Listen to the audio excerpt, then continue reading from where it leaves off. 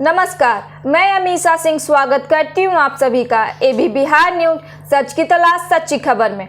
आइए रुक करते हैं आज के बिजनेस अपडेट्स पर।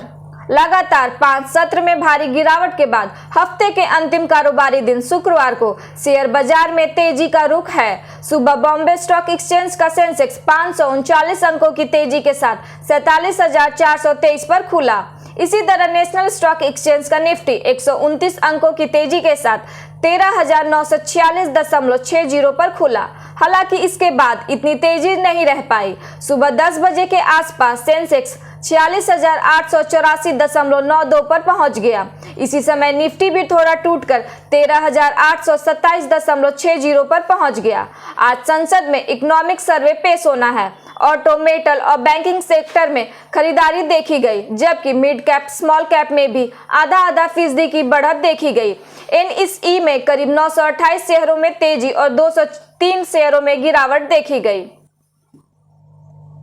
आज सराफा बाजार में सोने चांदी के भाव में बड़ा बदलाव देखने को मिल रहा है। देश भर में सराफा बाजारों में शुक्रवार को सोने की रेट में तो मामूली तेजी दिख रही थी, पर चांदी की कीमतों में बड़ा उछाल देखने को मिल रहा है। सराफा बाजारों में आज 24 कैरेट सोने का हाजिर भाव गुरुवार के मुकाबले महज 88 रुपए प्रति 10 ग्राम ऊपर 49,074 रुपए पर खुला, जबकि चांदी के भाव में 23,070 रुपए प्रति किलो की उछाल देखने को मिली। बता दें कि India Boolean and jewellers association द्वारा जारी इस रेट और आपके शहर के भाव में 500 से 1,000 रुपए का अंतर आ सकता है।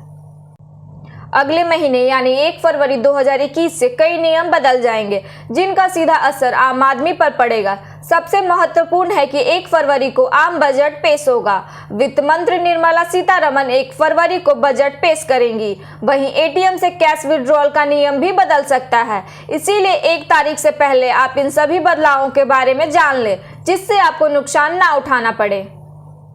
अंतर्राष्ट्रीय मुद्रा कोष IMF की मुख्य अर्थशास्त्री गीता गोपीनाथ ने बृहस्पतिवार को कहा कि कोविड-19 महामारी के बीच अगर उदारनीतिगत सहायता को कम किया जाता है तो यह भारत के लिए नुकसानदायक होगा। साथ ही उन्होंने अगले सप्ताह पेश किए जाने वाले बजट में गैर जरूरी खर्चों में कमी लाने पर भी जोर दिया है।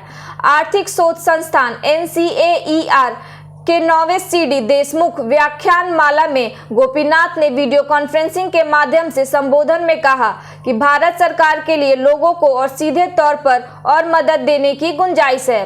वाशिंगटन स्थित IMF की मुख्य अर्थशास्त्री ने कहा, महामारी के बीच उदारनीतिगत रुख को समेटना भारत के लिए नुकसानदायक होगा। जीएसटी संग्रह जनवरी में रिकॉर्ड 1.21 से 1.23 लाख करोड़ रुपए रहने का अनुमान है। इससे राज्य जीएसटी संग्रह में कमी न्यूनतम 11,000 करोड़ रुपए रह जाएगी। एक रिपोर्ट में यह कहा गया है कि जीएसटी संग्रह में खामियों को दूर करने के लिए किए गए प्रयासों का सकारात्मक परिणाम सामने आया है। SBI रिसर्च ने गुरुवार को एक रिपोर्ट में कहा कि दिसंबर 2020 में रिकॉर्ड 1.15 लाख करोड़ रुपए संग्रह के बाद जनवरी 2021 में जीएसटी संग्रह 1.21 से 1.23 लाख करोड़ रुपए रह सकता है और हो सकता है कि यह कुछ और ज्यादा रहे। तो इसी तरह बिजनेस अपडेट्स के लिए जुड़े रहें हमारे साथ एबी बिहार न्यूज पर। साथ ही हमारे चैनल को लाइक, सब्सक्राइब और शेयर करना ना भूलें। धन्यवाद।